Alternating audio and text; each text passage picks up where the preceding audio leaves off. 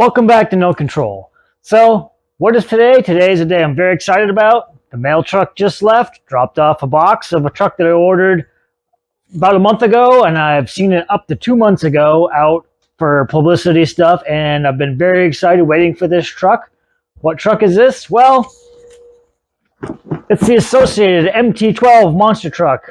It's a little solid axle guy. I'm very excited. I'm very big into the solid axle monster trucks, and it's only a few times a year at best we get a new one that hits the market. So this is an exciting day for me. I'm very excited. I want to see what this thing looks like.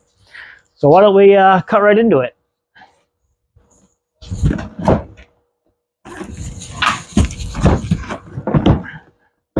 Box looks nice. Team Associated usually does stuff fairly well. The little thing there. Got a booklet with some decals. It doesn't look like it has any spare parts in it. Maybe there'll be a bag somewhere else, or they just think you don't need it. So that's your controller. So this guy, say, I don't know if you noticed 12th scale stuff, but she's not overly monstrous in scale. It is zip tied in here. Let's get that out. And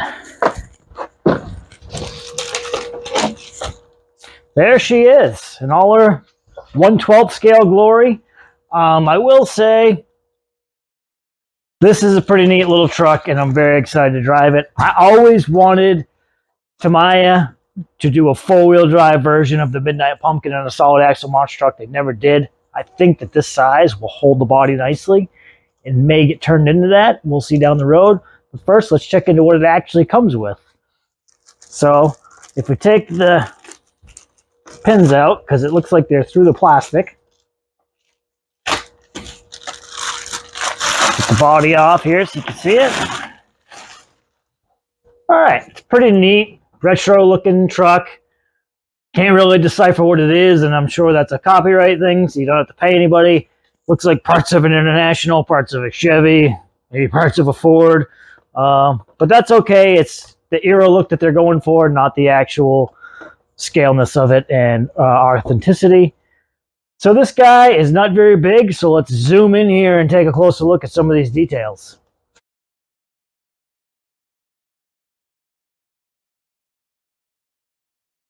Now, from what we've seen, this truck has open front and rear diffs for better freestyle action. I guess better overall runnability. I actually kind of like my trucks locked in the rear. I get used to driving them that way. But from the factory, it's not a bad thing to have open front and rear.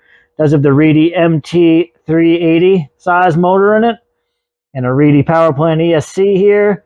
Does have a separate receiver, which I actually like. A lot of these scale things this size are all built into one. And it looks like it's a 3-channel. Not bad. Shocks we got here. These are oil-filled shocks. They appear to be plastic all the way through. Not a big deal on this scale, I don't think. Has the servo up on the frame. Most people like them down on the axle. I'm sure if these things are a hit, somebody will create something to move it down. But for now, we'll see how that actually works.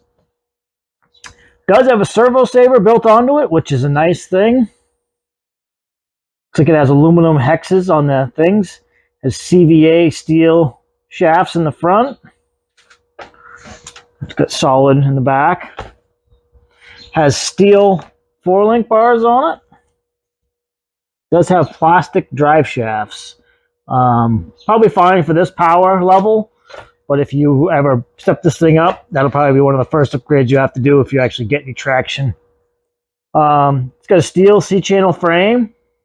And overall, it's really light, and I mean, it probably performs just fine with these stock electronics in it. The tires and wheels are killer looking, I will say. They kind of remind me of the old Titan wheels from Offna. Tires look nice. Not overly sharp, not overly hard, a little soft. They should do overall good on all terrains. So that's pretty much what you're looking at for the actual chassis of the thing. And the electronics does have a Dean's connector.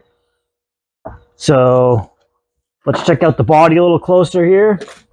You will see it's got a chrome grill insert. It's got chrome wipers, and it's got a chrome white bar thing on top. Does look like it's wired for LED, but it's got buckets front and rear. That's pretty neat. It's got chrome door handles. Overall, it's a pretty good looking little truck.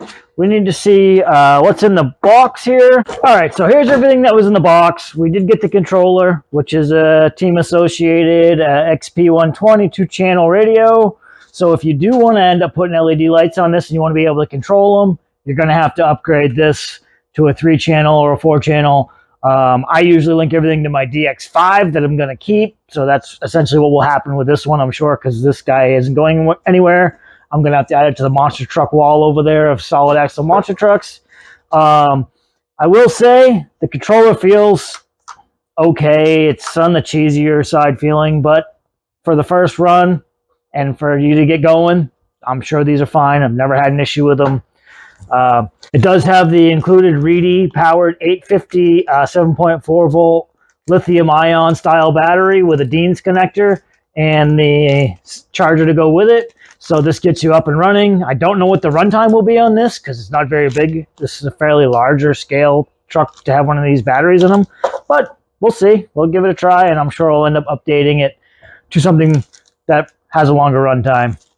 You do get an extra battery strap here, some Allens, and a bind plug.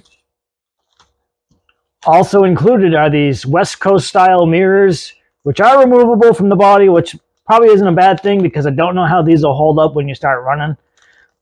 Looks like they could be fairly brittle and snap off fairly easy depending on what you're doing. You get the booklet right there and stickers, as we said.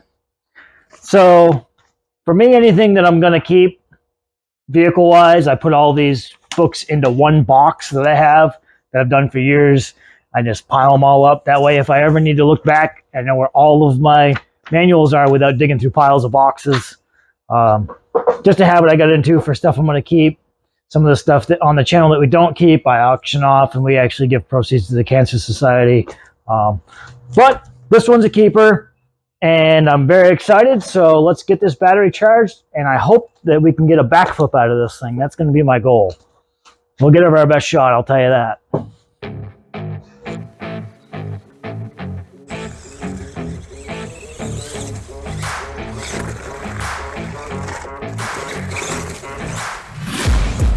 Taking shots at the enemy, I'm gonna make it to the top, leave a legacy. If I got something to say, you better let me speak. Turn it up a new degree, bitch, you ain't seen anything. I pop off with the new rock, electronic, blow the sonic roof up. I'm too honest when I take a few shots. They're too toxic, need to take the noose off. Cause I don't need saving. It's everything I've been chasing. All here for the taking. Don't wanna test your luck with me.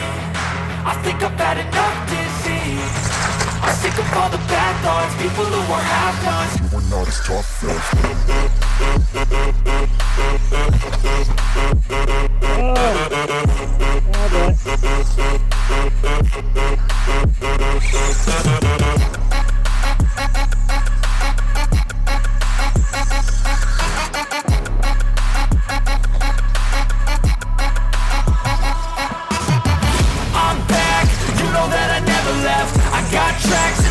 that you never guess. I don't slack, don't lose, learn your lesson yet. When I get to choose what I do, I'm like a weapon there. Sharp as many, but got hard, I'm ready to change. Scars to envy, to win large and plenty. I like to play fast, never change back. Calling out, I'll pay back, cause I'm great at that. Oh,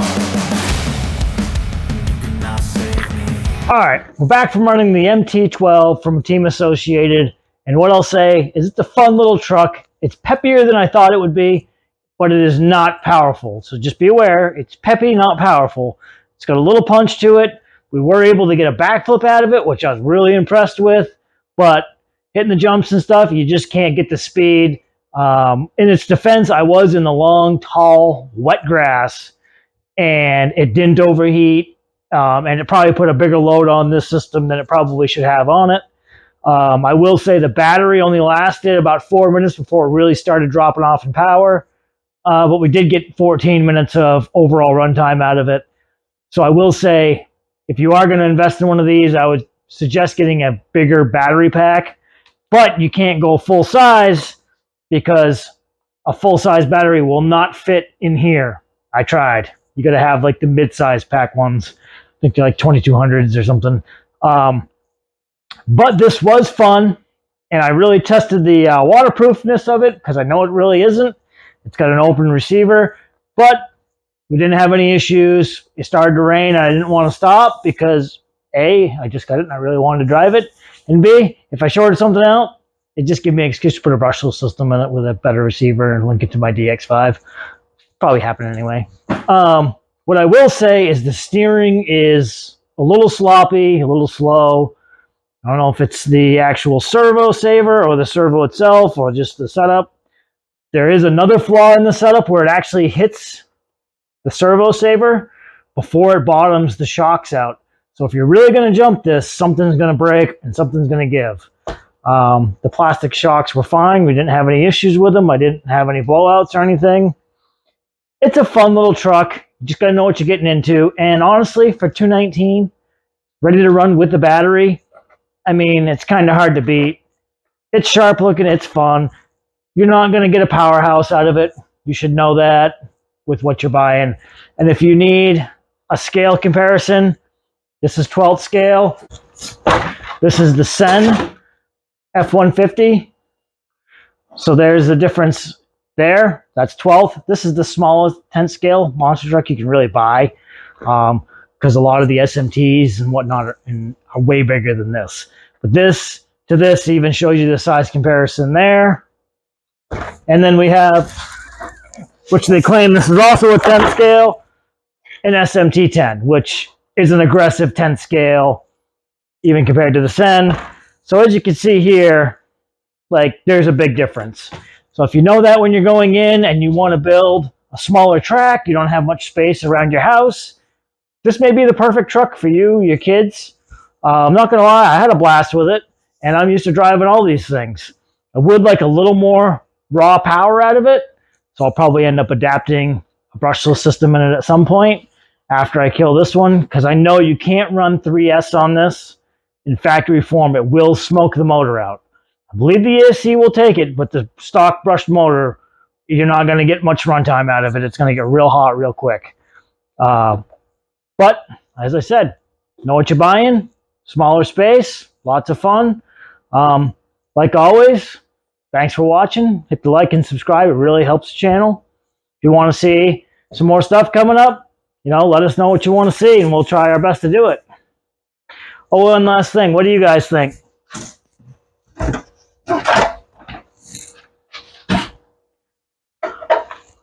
Think we can make it happen? I think it'll fit pretty good. Yeah? Think so. Have a good one.